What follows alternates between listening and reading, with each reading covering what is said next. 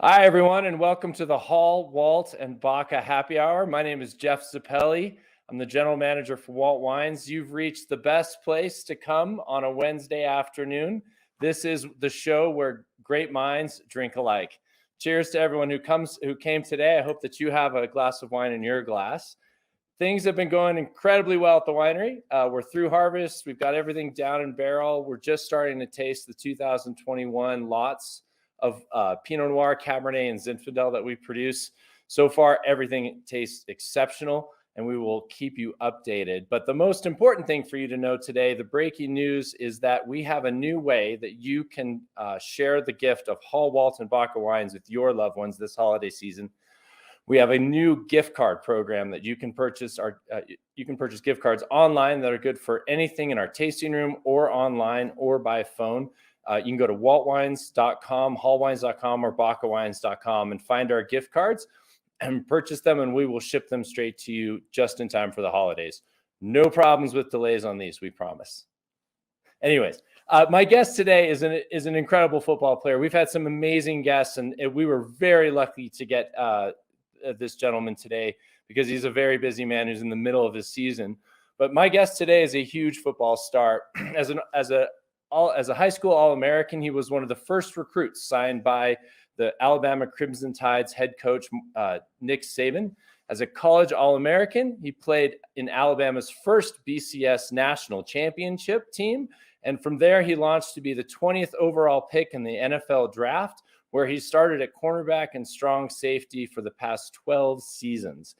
He's also an amazing dresser and a wine aficionado. So all of those reasons, please help toast and bring on Kareem Jackson. Thank you. Thank you for having me. That's a great glass, Kareem. Yeah, try to find some nice glasses. It's one of the ones I was able to find. I actually got some pretty cool glasses. So I in my mind, I think wine tastes a little bit better if you got a cool looking glass. So Well, absolutely. And glasses are now made for, different types of wines.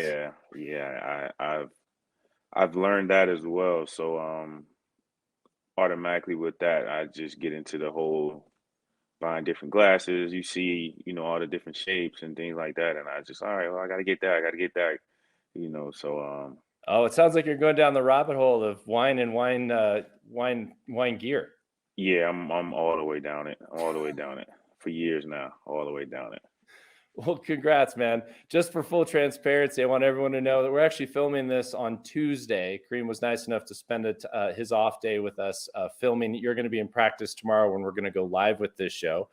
And as it turns out, I'm actually not at home like I normally am. I'm in Vail, Colorado. So you and I are a couple hours apart, I think. Is that Yeah, right?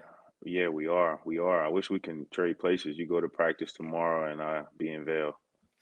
I had to give up my career long before you. I think you were a small child. Probably. But congratulations. Well, cheers to you. All right. I read a great article in the Wine Spectator that you shared about preparation for football and how it's changed. And you were talking about wine and about enjoying wine in your off times. And so Yes. that brought us together. You were talking about Pinot Noir, and I said to our PR person, I said, we need to go talk to Kareem because this is like up and coming, wine aficionado football player. Well, you've been a great football player for a while, but wanted to just ask you about your journey in wine, and I really wanted to talk about preparation for football because that's kind of what I wanted to hear about. Right, right. As far as wine, I've actually I've kind of been in love with wine for maybe about 5 or 6 years now. Cool. And naturally, when I was younger, obviously didn't appreciate it the way I do now. And I kind of got to a point where I wanted something that was a little bit more easygoing than, and I'm a tequila guy, so Oh yeah. I can't, sometimes tequila, could do you bad the next day, and Yeah. you can still kind of feel it and stuff. Although some wines can do that to you, but it'll take a hell of a lot. But Yeah.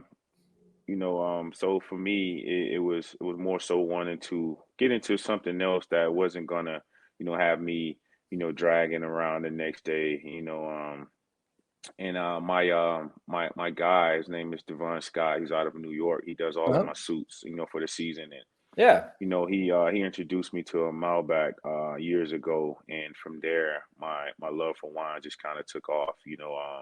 Like I said, naturally, at a younger age, I didn't appreciate it. I always thought it was just so bitter and this and Yeah. that, and honestly, now the more and more that I drink wine, my palate's able to decipher, the different types of wine, Hmm. the ingredients and things like that. So I have a greater appreciation for it now, and I can have a glass or two, pretty much every Yeah. night if I wanted to, and still be able to go out to tomorrow and be just fine. Obviously you have to, hydrate and all those things, but it's not as hard on my body, Yeah. getting ready for that next day to go to work and stuff. The way I put it is, I know when I've had a distilled spirit the night before, when I wake up the next morning, it's like, oh, Right. there was a margarita that landed in my glass. Yeah, yeah, definitely, definitely. So, I mean, it's hard to replace that feeling, Yeah. that tequila, or if you're a whiskey or a bourbon or whatever Oh it yeah. is, like that next morning you're gonna be like, man, and Yeah. you're thinking to yourself, maybe I shouldn't have had that last one. You're starting to smell it as you're, getting the gear on and getting warmed up. Right, right. So, I mean, obviously, wine was the next best thing for me. Cool. Yeah, I don't disagree with you. Wanted to talk a little bit about the similarities. The analogy I make in winemaking to your preparation is, you guys go 22, 23 weeks a year preparing for a game, where it's like tomorrow starts the day. Right. For us, it's a little bit, I would call it lazy, but we're going to start in March preparing for a harvest that happens in like September, October. Right. But it's the same kind of attention to detail for us. It's about preparation, because if you, everything that you get right in preparation for the grape harvest goes into the quality of the glass of wine. And I just wanted to ask you, as a kind of a comparison, what does your preparation look like when you're getting ready for the you're getting ready for the Eagles, and you guys just kicked the snot out of the Cowboys?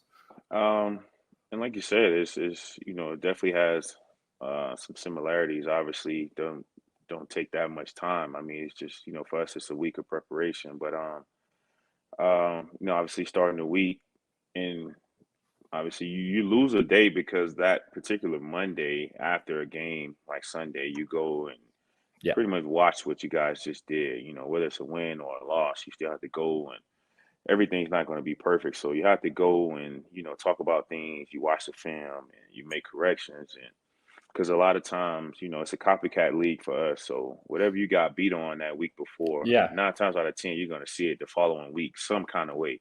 You know, it just have a different way of getting to it. So for you, it's all about, knowing what happened in that previous game. But that's usually the Monday. Tuesdays he's off, and he's in going to Wednesday, and it's meetings, and they're yeah. giving you the game plan.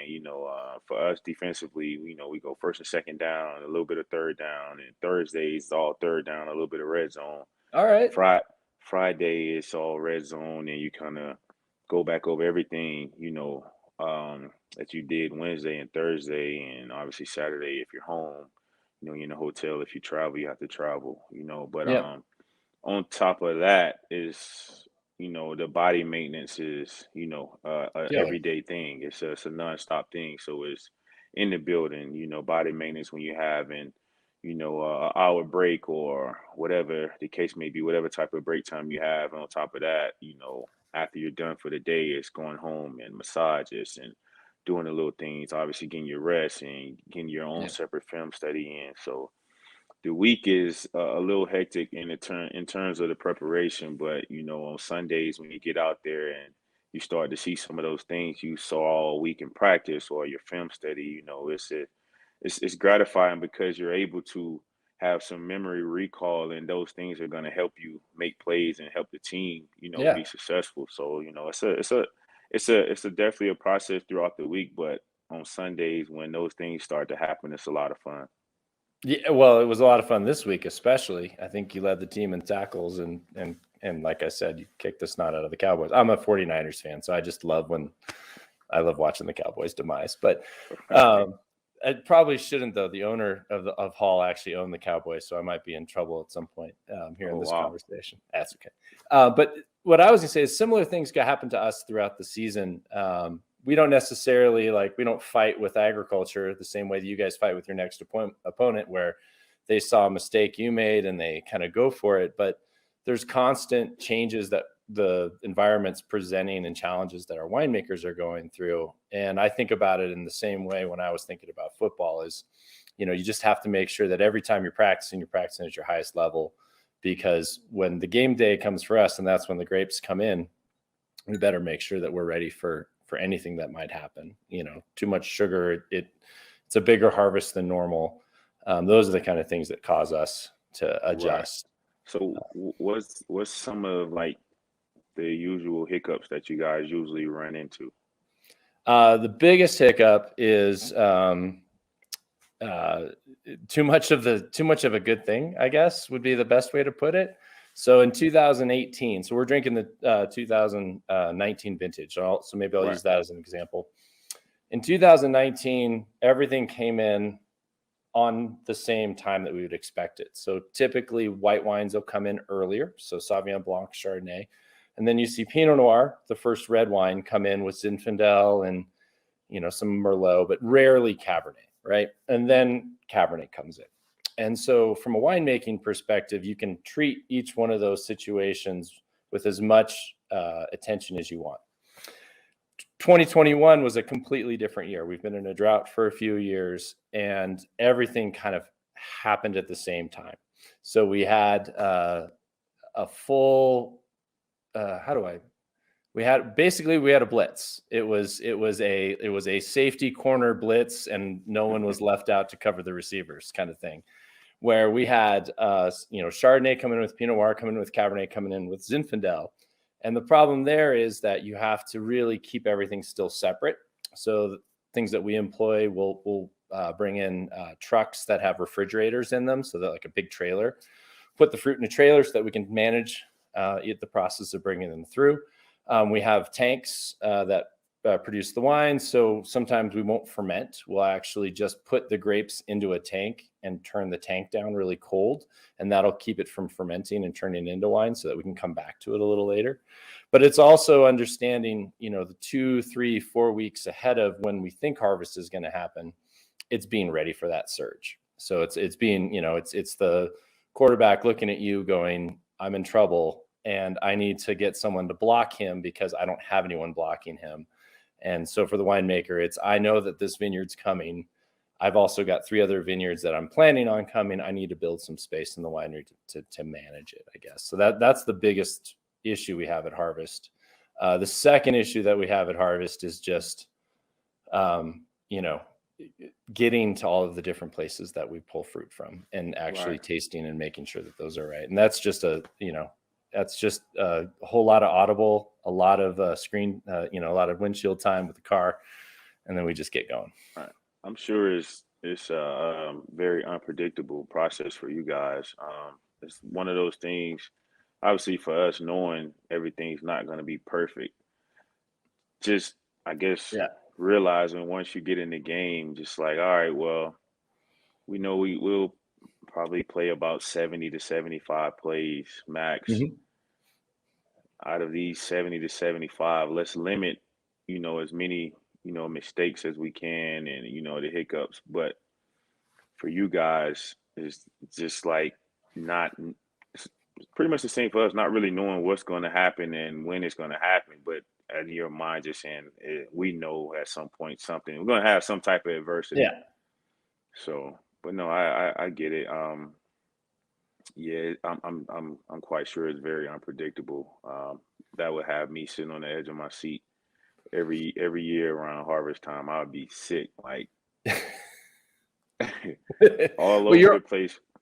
When you decide to retire, you're welcome to come. We would love to take you through it. We can show you what that adjustment looks like on a day-to-day basis. They're long days like you guys have, where it's like 14 to 16-hour days. Going lot by lot to make sure every one of those lots is maximized in flavor. But at the end of the day, we get to drink wine, so I don't have to nurse my wounds on Monday. Well, maybe I do, but it's a totally different wound. Right. How big is the property? Just depends. So the Blue Jay. So I was going to talk about the wine, if that's okay. So this is our 2019. If you want to take a sip, 2019 Blue Jay Pinot Noir. So this is from an area called the Anderson Valley. Anderson Valley. You probably heard of Napa and Sonoma. I know you've been to Napa. Mm-hmm.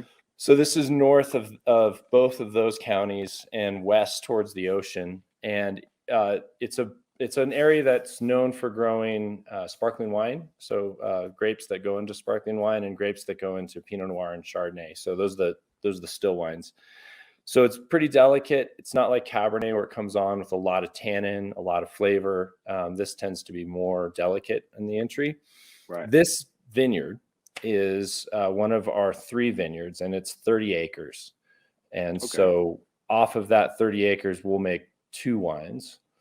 And there are 11, I guess, blocks of fruit. So different areas in the vineyard that produce. So we'll naturally have out of this vineyard between 9 and 14 different lots of wine being made. So because they're harvested at slightly different times and managed at slightly different times. Right. I don't know if that answers your question. Yeah, no, it does. I like this Blue Jay. I mean, my first time trying the WALT Pinot Noir. It's really smooth. This is for me. Will be perfect for like my day-to-day wine habit.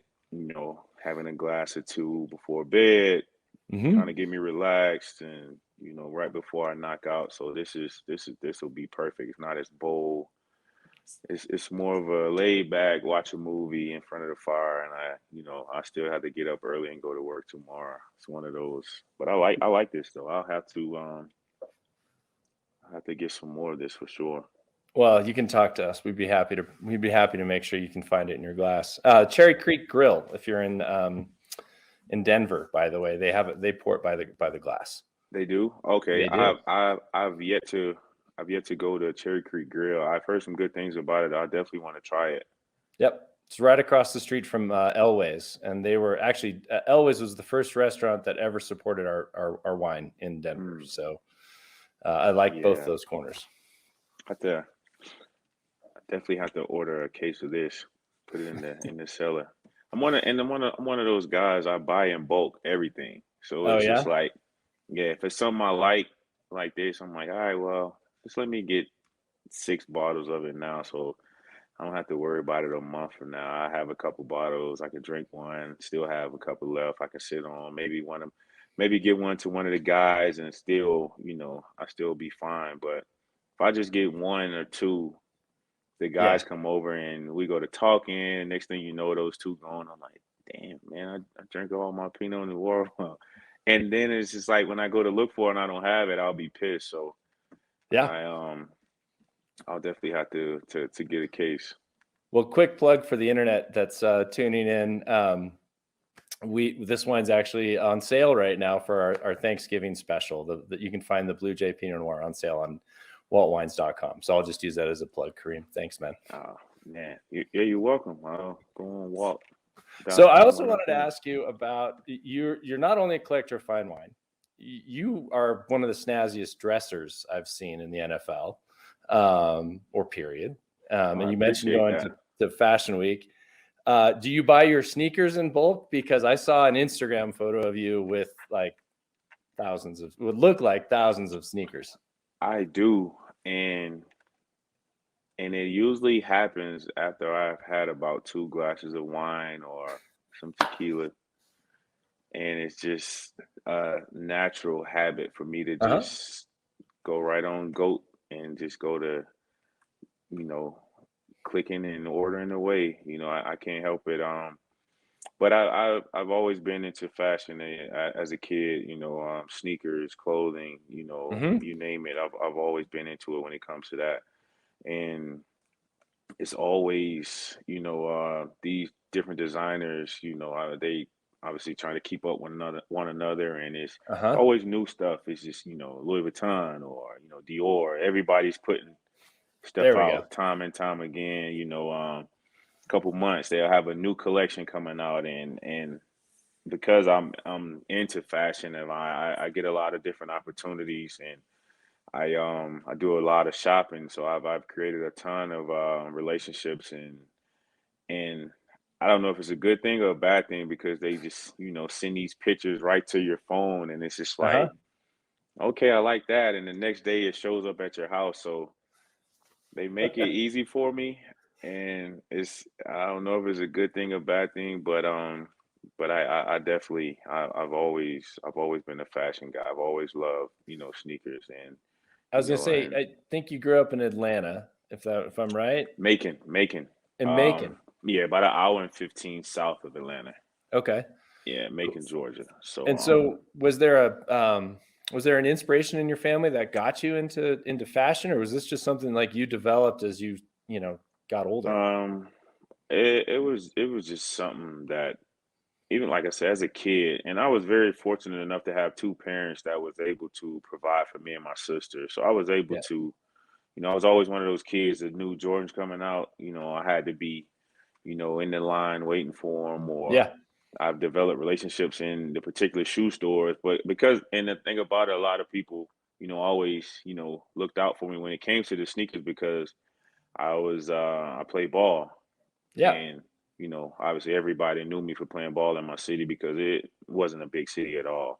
And Hmm. then once I got in high school, I started to work at Foot Locker, so Oh, all right. that made things a lot easier for me too. So from there, I just started to accumulate, tons and tons of sneakers, and it So I just can guess never. that you're like me, so I used to work in restaurants, and I used to like sneak a case of wine that I liked into the back, and I would order a second one so they didn't realize it, and then I would buy Ah, the man. buy the So case off of the restaurants. I'm gonna tell you, when I worked in Foot Locker, we would always have, like, at one point of the year, we'll have a 50% off sale Yeah. for employees. Okay. And so, year round, you have all these Jordans coming out. And what I would do was I would hide them in the back Oh, until it was time for the 50% off sale.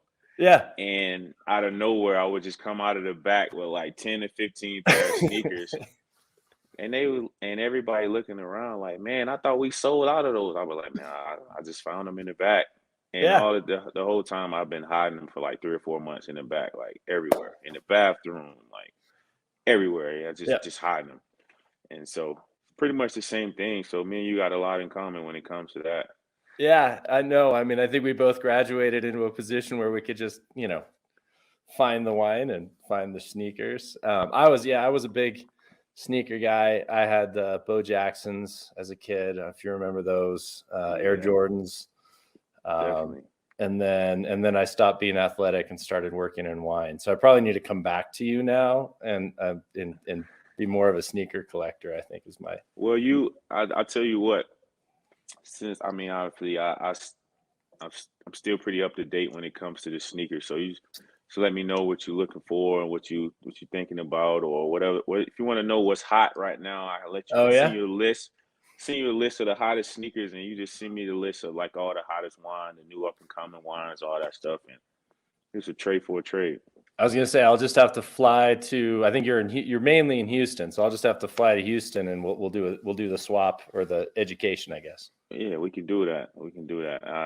I would greatly appreciate it. I'm always looking for new wines. So Yeah, no, that's the best part about wine is we obviously make some great wine, but it's all I always love. I was at lunch today in Vail, tasting different wines. I had a question about that. So I've managed to NBA players. They have come into the world of wine. I'm struggling with NFL players. Like Charles Woodson actually started making wine at the Hall Winery, but I can't find fans. Like, how do I get more guys like you to get into this world? Or am I just missing the boat and everyone's already in it? Uh, I wouldn't say everybody's more already in it. I just think it's just so many of us, Yeah. as opposed to NBA guys. And those guys are more, visual than we are. Hmm. You got a couple guys that get opportunities on, certain teams around the league when it comes to the NFL. And you flip over and you got NBA guys, and it's only 15 guys on the team. For sure. And it's just like, I mean, those guys are visual. A lot of them probably got a ton of stuff going on, even if they're not the guy on their team. Yeah. It's a lot easier for those guys to, to do different things. So you see a lot more from them when it comes to, stuff they're doing outside of basketball, whether it's wine or whether Yeah. it's fashion or, Hmm. whatever it may be. With us, it's a little bit more hidden unless you're, an older guy or a guy that's, a big time guy on the team. But I mean, I think, you know, my team that I work with, they do a great job of putting me, or point me in the direction of getting things done for me that I'm very much interested in. So Yeah. we kind of got to the point where we figured out I'm in love with wine now. So naturally, like, all right, well, you got to go to, they ship me off to Napa a few times a Yep. year, and I enjoy it. So but I just think when it comes to NBA, NFL, those guys are more visual, so they get a lot more opportunities, and they're in front of a little bit of different audience when it comes to outside of their workplace. Yeah. Well, and And I was I'm to say, sorry, I didn't just mean for to. the record, I gave up on Major League Baseball, like Oh, wholesale. Those guys just can't stop drinking beer. So I beer, just, beer and probably whiskey or something like yeah. that, or bourbon. Yeah. And but yeah, I think on my team now, I think when I first got here, I kind of introduced a lot of the guys into it, and a lot of the guys, especially I'm the oldest on the team, so we got a lot of young guys too, Yeah. fresh out of college. All those guys just want to, tequila or Oh, they're just tasting a vodka or something bar. like that. Yeah, it's just they're not too interested in wine, but we do Thursday night DB nights, and obviously every year you have young guys come in, and so naturally I kind of take that opportunity to try to introduce them to different wines. Whether we do dinner at somebody's house or we go to a restaurant or Yeah. wherever we decide, to do the night, always, we try to do a bottle of wine just so they can, taste some of just try to get into it a little bit more. Cool. I mean, I don't think they would on their own, but usually if someone introduces you to wine, you'll probably accept it a little bit more. So I'd usually try to take those Thursdays to do it. And me and Justin Simmons are two of probably the biggest wine drinkers on the Oh team. yeah. And yeah, and I like to say that I kind of, you know, brought in his mindset and his horizon when it came to wine. He drank wine, but I think, me and him, we spend a lot of time together outside of, football. So we're always looking for new wines. We're Yeah. always, kind of throwing different labels at each other when it comes to wine. He's yet to do Napa, and I keep encouraging him, telling him he has to do Napa, and that'll definitely take his wine drinking to another level. But yeah, those Thursdays I try to take that as opportunity to try to introduce guys to wine. Yeah. Well, I want to make sure you're still making the rookies pay, right? Definitely, definitely. That'll never change. When I'm done playing, and when your son, or Yeah. whenever you have a son, if you have a son, when he gets in the NFL and I have a son, he gets in Yeah. the NFL, that rule will never change. That's one rule that'll never rookies always pay. Always pay. So I mean, Yeah. sometimes we get some expensive bottles of wine and they kind of have this look on their face, and I'm just like, Like, it just comes with it, man. But yeah, rookies always pay. Yeah, they'll thank you later for it for sure. They Definitely. will. They will, because they usually look forward to the next year when they can kind of do the same thing to the up and coming rookies. But that'll never change. Yeah, that's awesome, man. Hey, and they're all welcome. So please share my information if you'd like to come visit. We'd love to see you, your wife. I know you got some young kids. It might make it tough, but in the off season, if you got some extra time, I would love to take you through everything we've got. Definitely, I would definitely love to come visit. I want to see it all. Yeah, If it takes 2-3 days, I'll be there. But I'll definitely, take you up on that offer. for sure. And if I got to get to Denver or Houston to check in with you on some new stuff, I'd love to have some fun. Really appreciate you spending your time with us today on the No happy hour. problem. No problem. Thank you for having me. Any reason or excuse I can have to drink some great wine, I'm never turning that down. So if you guys want to have me on again tomorrow, hey, I'm here. I'm here. I got a cellar full of wine, so we can. And you guys took care of me, so hey, I got some good stuff. So I really appreciate that. Well, it was our pleasure, man. Thank you for coming on. I appreciate you got a chance to taste our wines. You got a big megaphone. You're a big star in the NFL. So we wish you the best of luck the rest of the season. I know you guys are on a good streak. And for those of you who are checking in, this is Kareem Jackson, the starting strong safety, all pro for the Denver Broncos. He's going to go head to head with Jalen Hurts next week for the Philadelphia Eagles. Check him out. Also, make sure you follow him. I follow you both on Instagram and on Twitter, and you're fun to listen to on both of those. So I appreciate that. Thank you. Thank you. all right, well, cheers. That's Kareem Jackson. Thanks so much, my man, for Cheers. coming. Thanks for bringing a better glass than I did today, by the way. This is all they had in the room. Thank you. I appreciate it. Thanks for having me on. You got it. Yeah. Thank you, everyone. That was Kareem Jackson. Follow us as well at waltwines.com or hallwines.com or bacawines.com. That's where we will be announcing our upcoming guests. We've got an incredible lineup coming to you in the next 2 months. So be sure to follow us on our Instagram channels. We've got gift cards available for the holiday season. You can find those at waltwines.com as well. We hope that you and everyone have a wonderful holiday season. We hope that we can be a part of that celebration. Here's to you and to everyone you love. Drink, do good, and be well. Cheers.